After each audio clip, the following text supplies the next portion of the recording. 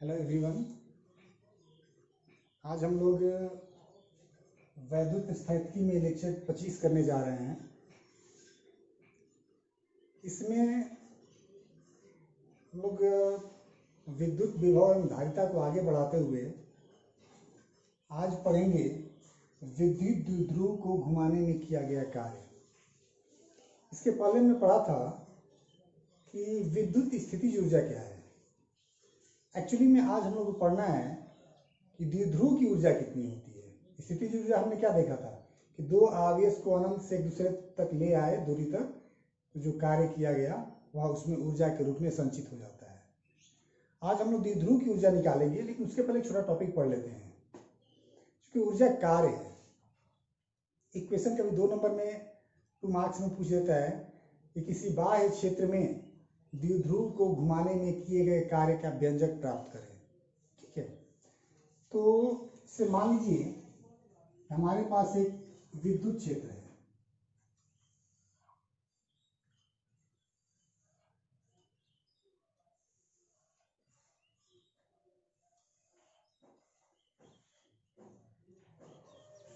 ये एक समान विद्युत क्षेत्र को प्रदर्शित कर रहा है। इस विद्युत क्षेत्र में एक हमने द्विध्रुव रख दिया। द्विध्रुव का मतलब समझते हैं आप, -q + q, बीच की दूरी 2a। ठीक है,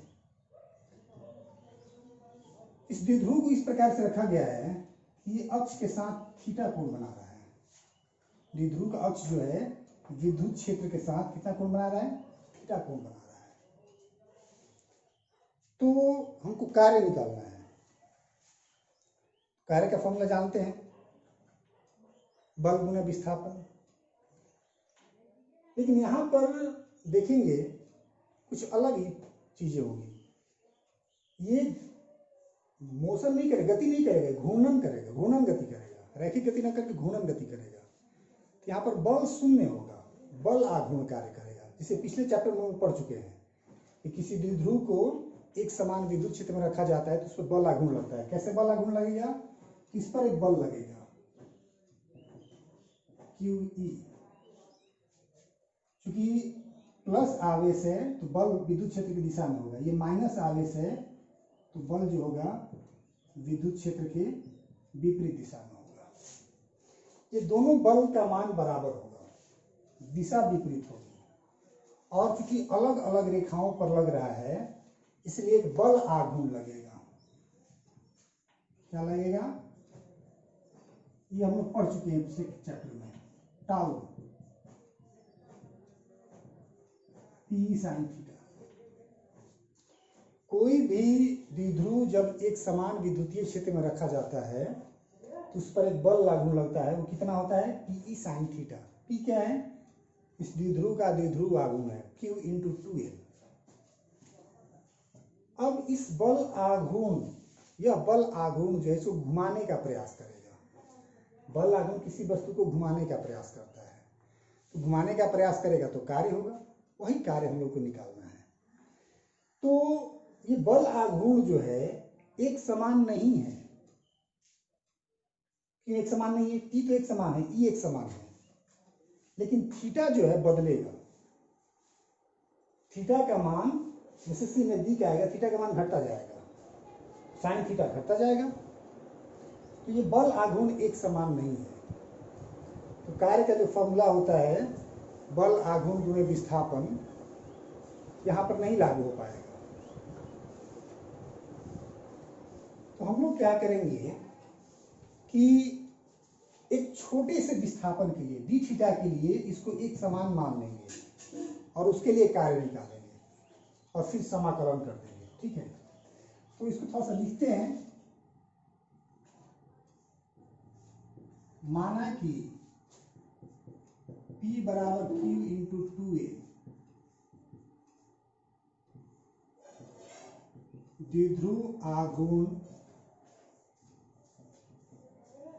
का कोई द्विध्रुव एक समान विद्युत क्षेत्र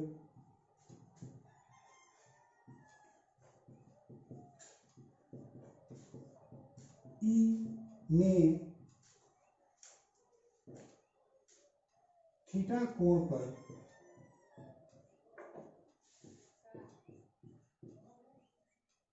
रखा गया है। ठीक है, कितने कोण पर रखा गया है? थीटा कोण पर।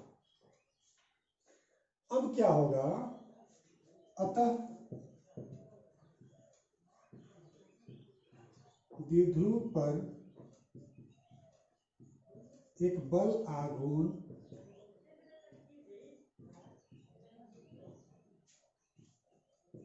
कार्य करेगा। वो कितना होगा? टाउ बराबर पी साइन थीटा। अब ये बल आघूर्ण जो है इसको घुमाने का प्रयास करेगा, घुमाने का प्रयास करेगा तो कार्य होगा। तो अब चूंकि बल आघूर्ण एक समान होता तो बल आघूर्ण गुणे विस्थापन, कोणीय विस्थापन लिख देते हैं, लेकिन यहाँ पर बल आघूर्ण एक समान नहीं है, इसलिए छोटे से विस्थापन के लिए कार्य निकालेंगे। अतः डी थीटा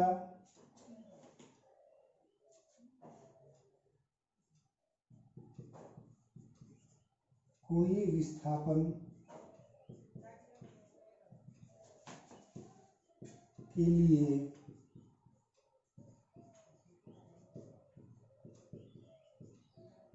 किया गया कार्य D W tau D theta कितना होगा? Tau D theta. अब टाउ कितना है? ई साइन थीटा डी थीटा। ये हो गया छोटे से विस्थापन के लिए किया गया कार्य। हमको कार्य निकालना है कहाँ? मान लो 0 डिग्री पे था और थीटा कोण पर लेकर चले गए। अतः द्विध्रुव को 0 डिग्री से थीटा कोण तक घुमाने में किया गया कुल कार्य ये कितना होगा? ऊपर साफ कर रहे हैं, नोट कर लीजिए पहले।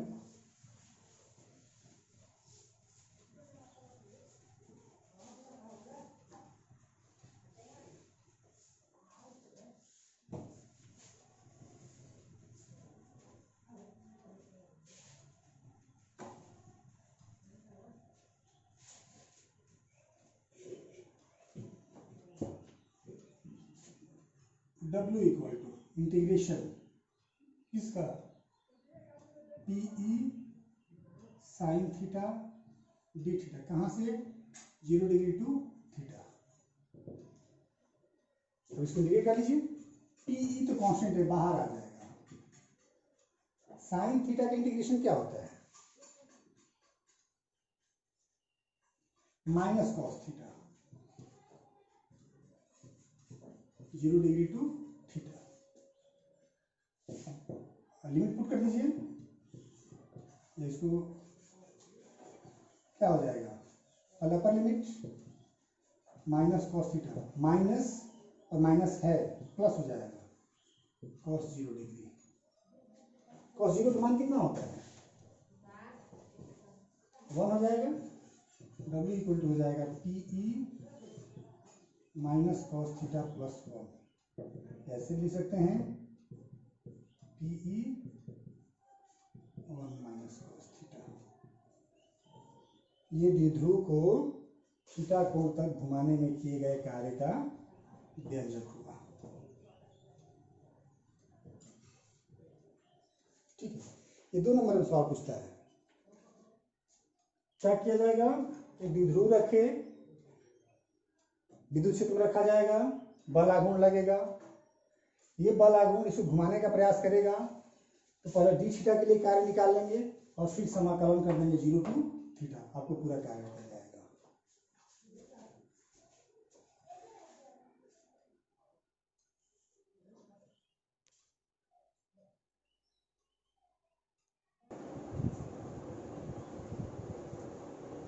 इसमें एक और छोटा टॉपिक है, विद्युत द्विध्रुव की स्थितिज ऊर्जा। ये क्या है? स्थितिज ऊर्जा हम पढ़े कार्य, कैसा कार्य? घुमाने में किया गया कार्य। तो हम लिख सकते हैं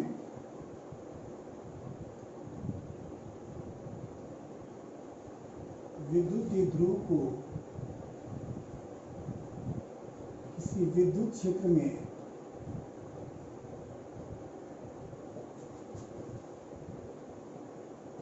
घुमाने में किया गया कार्य, इसमें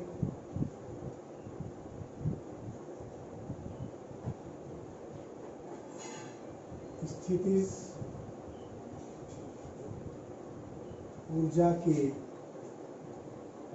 रूप में संचित हो जाता है। तो कैसे? इसलिए आपका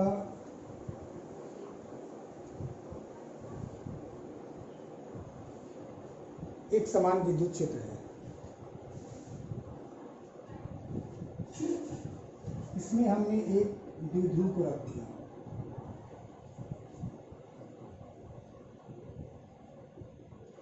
इधर बल लगेगा QE, इधर भी बल लगेगा QE। मान लीजिए थीटा कोण, इसकी लंबाई है 2a, ठीक है। तो कैसे घुमाने में, कितना घुमाने में किया गया कार्य ऊर्जा के रूप में संचित होगा, किस स्थिति से किस स्थिति? तो हम लोग क्या करते हैं कि द्विध्रुव के लंबवत स्थिति को ऊर्जा की शून्य स्थिति मानते हैं, क्योंकि स्थितिज ऊर्जा पता करने के लिए सबसे पहले आपको जीरो लेवल डिसाइड करना होगा। जैसे इस कलम में स्थितिज ऊर्जा है या नहीं, यस नो दोनों आंसर हो सकता है, depending on the reference level, कहाँ से आप देख रहे हैं। अगर हाथ के रिस्पेक्ट में देखेंगे तो ऊर्जा जीरो है, अगर फ्लोर के रिस्पेक्ट में देखेंगे तो ऊर्जा है। तो द्विध्रुव की भी ऊर्जा, स्थितिज ऊर्जा पता करने के लिए सबसे पहले हम लोग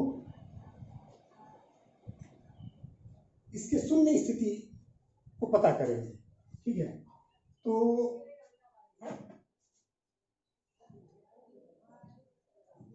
द्विध्रुव को डी थीटा कोण से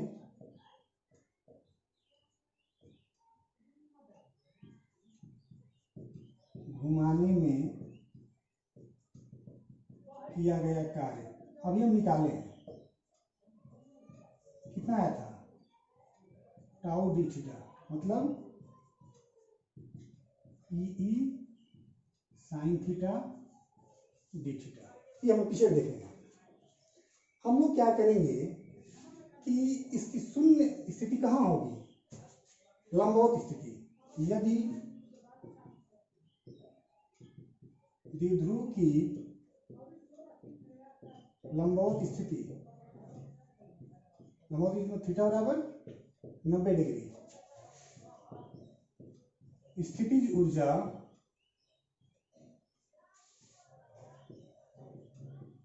की शून्य स्थिति हो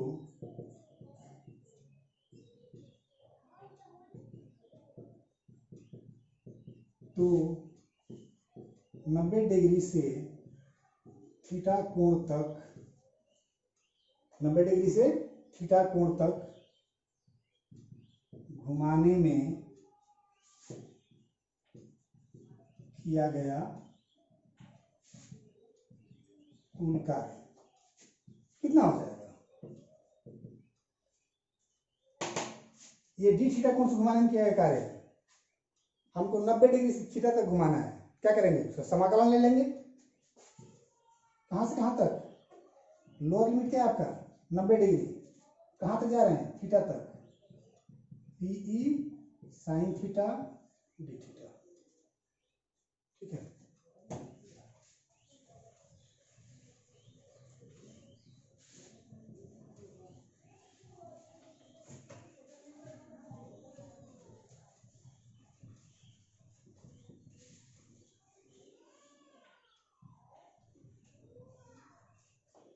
कितना हो जाएगा, पीई तो कांस्टेंट है, बाहर आ जाएगा। साइन थीटा क्या होता है, minus cos theta, 90 degree to theta.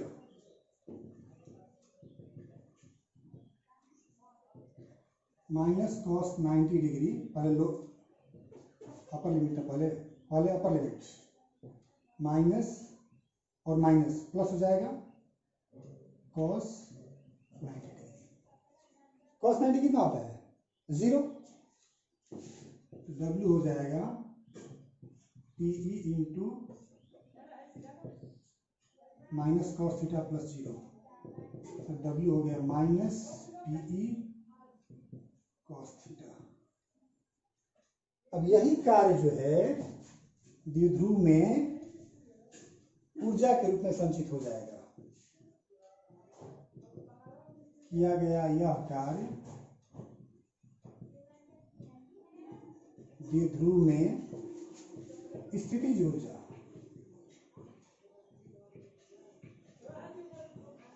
के रूप में संचित हो जाता है। इसको U से लिखेंगे, कैसे लिखेंगे, U से, माइनस PE कॉस थीटा, या ऐसे भी लिख सकते हैं माइनस P डॉट E, क्योंकि A डॉट B होता है AB कॉस थीटा।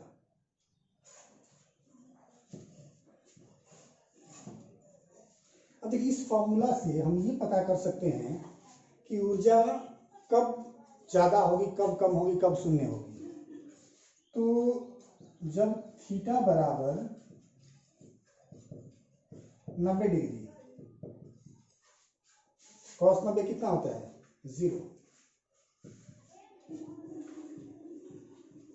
जब थीटा बराबर 0 डिग्री, कॉस 0 कितना होता है, 1 माइनस PE। जब थीटा बराबर 180 डिग्री, कॉस 180 कितना होता है, -1, माइनस और माइनस प्लस। ये आपको विभिन्न स्थितियों में ऊर्जा होगी, ठीक है। ये भी सवाल जो है आपको 2 मार्क्स में पूछा जाता है कि द्विध्रुव की स्थितिज ऊर्जा का व्यंजक क्या होता है, निकालेंगे U equal to minus PE cos theta या माइनस P डॉट E। इस तरह से आप लोग का ये टॉपिक भी कंप्लीट होता है। अब विभव में एक टॉपिक रह गया है, वो है सम विभव पृष्ठ, इक्वी पोटेंशियल सरफेस। क्या होता है अगले क्लास में देखेंगे, तब ये सेक्शन कंप्लीट हो जाएगा। उसके बाद हम लोग धारिता पढ़ेंगे। आज रहते हैं, थैंक यू।